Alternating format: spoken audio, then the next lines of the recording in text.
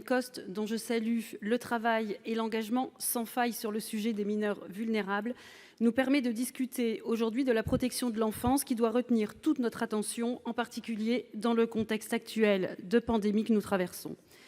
La commission des affaires sociales a examiné au fond les articles 5, 6 et 9 qui concernent l'aide sociale à l'enfance. Les services de l'aide sociale à l'enfance sont de plus en plus sollicités, le nombre de mesures de suivi ayant augmenté de plus de 30% en 20 ans, soit 344 000 mesures d'ASE étaient ainsi en cours auprès des mineurs et jeunes majeurs en 2017, dont la moitié pour un placement. La crise sanitaire rappelle en outre la nécessité de mieux protéger les enfants, en particulier contre les violences intrafamiliales auxquelles ils sont davantage exposés depuis le confinement.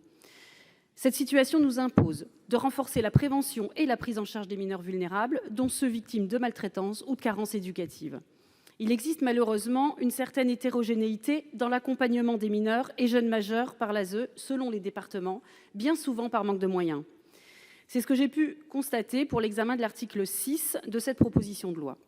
Cet article propose de rendre obligatoire la prise en charge par l'ASE de mineurs émancipés et de majeurs de moins de 21 ans en situation de vulnérabilité. Cet accompagnement, qui prend aujourd'hui la forme d'un contrat jeune majeur, est à l'appréciation des conseils départementaux.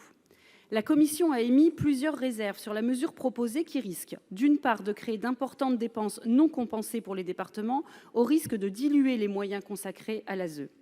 D'autre part, il apparaît préférable de conserver une forme de souplesse pour l'accompagnement des jeunes majeurs selon les besoins de chacun. Tous les jeunes majeurs suivis par l'ASE n'ont pas forcément besoin d'un accompagnement jusqu'à 21 ans et n'ont pas forcément le souhait d'être accompagnés jusqu'à 21 ans. Un travail sur la lutte contre les sorties sèches, par contre, de l'ASE, comme s'y emploie le gouvernement en lien avec les départements, nous paraît préférable à l'instauration d'une obligation. Quant à l'article 9, il propose que les allocations familiales dues au titre d'un enfant confié à l'ASE ne puissent être maintenues que partiellement à la famille sur décision du juge. Je rappelle que le principe posé par la loi est celui du versement au service de l'ASE des allocations familiales dues au titre d'un enfant placé. Par dérogation, la loi prévoit toutefois que pour les situations de placement judiciaire, le juge peut décider de maintenir ces allocations à la famille si celle-ci participe à la prise en charge morale ou la prise en charge matérielle de l'enfant ou en vue de faciliter son retour dans le foyer. Le maintien des allocations à la famille est donc laissé à l'appréciation du juge. En pratique, il ressort des quelques chiffres obtenus qu'il n'est pas systématiquement dérogé au principe du versement à l'ASE. Des chiffres qui avaient été communiqués par le gouvernement en 2016 faisaient état d'un versement à l'ASE pour 45% des situations et d'un maintien des allocations familiales à la famille pour 55% des cas.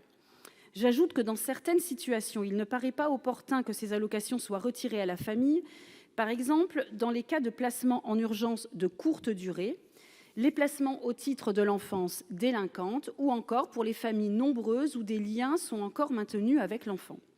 Pour ces raisons, la commission a considéré qu'il était préférable de laisser au juge une certaine marge d'appréciation pour s'adapter aux différentes situations familiales. Au total, il me semble qu'un certain équilibre soit opéré entre maintien et retrait des prestations aux familles ayant un enfant placé. Je rappelle à ce propos que depuis la loi du 14 mars 2016 relative à la protection de l'enfant, l'allocation de rentrée scolaire n'est plus versée à la famille de l'enfant confié à l'ASE.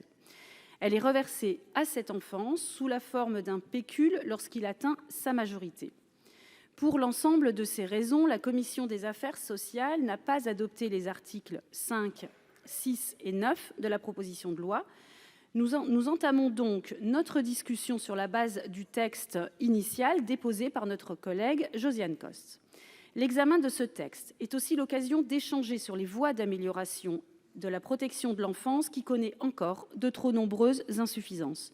Le ministre pourra certainement nous préciser les mesures en cours de déploiement en faveur des mineurs en danger dans le cadre de la stratégie pour la protection de l'enfance mise en place par le gouvernement l'automne dernier.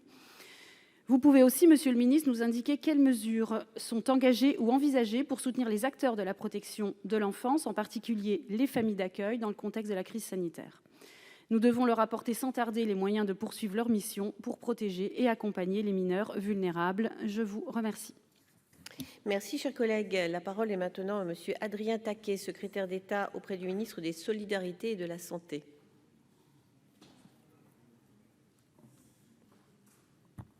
Merci madame la présidente.